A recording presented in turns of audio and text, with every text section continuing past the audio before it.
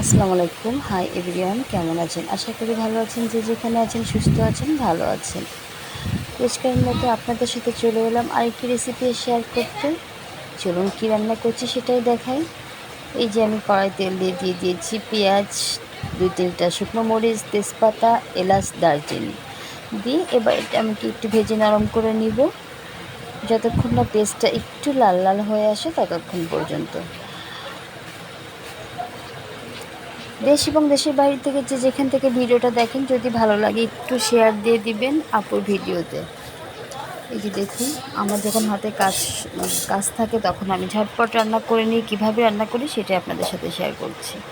এই যে পেঁয়াজটা একটু লাল লাল হয়ে এলে আমি মুরগির মাংসটা দিয়ে দিয়েছি। এখানে আমি মুরগিটা চামড়া সহ কেটে নিয়েছিলাম। তো আমি এখন ওই তেলের ভিতর মুরগিটা ভেজে নিব, আর মশলা এক এক করে অ্যাড করে দিব।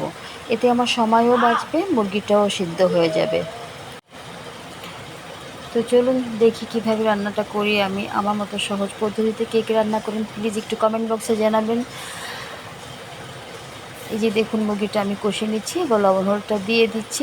দিয়ে আমি এক এক করে মশলাটা অ্যাড করে দিব। লবণটা দিয়ে দিলাম, দিয়ে এবার আমি ব্লেন্ড করে নিব ঝাল আর জিরা আর আপনার রসুনটা, এই তিনটা একসাথে ব্লেন্ড করে আমি দিয়ে দিয়েছি। এবার দিয়ে দিচ্ছি হলুদ।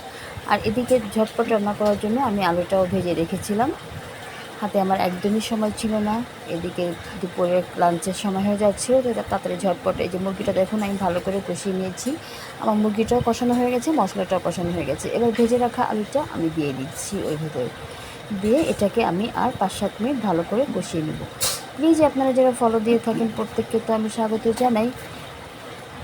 যারা কমেন্ট করে সাথে থাকেন তাদের প্রতি আসলে সত্যিই আমার ভালোবাসা এবং ধন্যবাদ দুটোই, কারণ তারা সাথে থাকেন দেখে আসলে আমরা এগিয়ে যাওয়ার সাহস পাই। এটি দেখুন আমি ভালো করে কষিয়ে নিয়েছি আলুটা দিয়ে আর মাংসটা দিয়ে। এদিকে আমার মশলাটাও ভাজা ভাজা হয়ে গেছে আর মাংসটাও সাথে আলুটাও। এবার একটু সামান্য আলু, তো এবার আমি ঝোলের পানিটা অ্যাড করে দিব।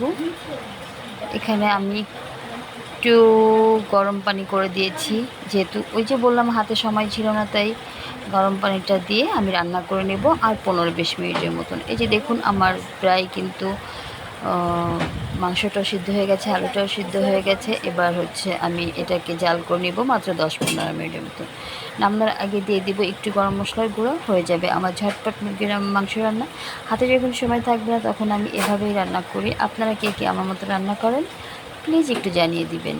আর দেশ এবং দেশের বাইরে থেকে যারা যেখান থেকে ভিডিওটা দেখেন, যদি আপুর ভিডিওটা ভালো লাগে একটু শেয়ার করে অন্যকে দেখার সুযোগ করে দিবেন। এই দেখুন আমার মাংসটা প্রায় হয়ে এসছে, আর এই যে আমি নামিয়ে নিয়েছি। বন্ধুরা আবারও বলছি, যে যেখানে থাকেন ভালো থাকেন, সুস্থ থাকেন। আল্লাহ হাফেজ।